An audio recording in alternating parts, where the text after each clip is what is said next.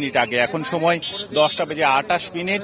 ঠিক 10টা বেজে 1 মিনিটে প্রশাসনের নির্দেশে রাজশাহী কেন্দ্রীয় কারাগারের ফাঁসির মঞ্চে দুজনকে একসাথে দড়িতে ঝোলানো হয়। সাথে ছিলেন জল্লাদ দলের 8 জন, তাদের মধ্যে থেকে একজন এই ফাঁসি কার্যকর করেন। আমরা আরো কিছু তথ্য আপনাদের দেখাতে চাই এবং তথ্য বলে দিতে চাই এবং ছবি দেখাতে চাই। ফাঁসির যেই প্রক্রিয়াটি সেটি শুরু হয়েছে অনেক আগে থেকেই, তবে আজকে রাত 10টা 1 মিনিটে এটি শেষ হলো এবং ফাঁসির মঞ্চে নিয়ে যাবার আগে ঠিক 9টার সময় তাদেরকে তওবা পড়ানোর জন্য নিয়ে যাওয়া হয় এবং তওবা পড়িয়েছেন কেন্দ্রীয় কারাগারের যিনি পেশ ইমাম রয়েছেন তিনি। এবং যেটা জানা যাচ্ছে এখন পর্যন্ত আমাদের যে সূত্র নিশ্চিত করছে যে তওবা পড়ানোর পরপরই তারা নামাজ পড়তে চেয়েছেন।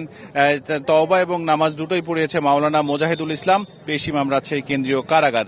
এবং সূত্র যেটি বলছে যে ফাঁসির মঞ্চে নিয়ে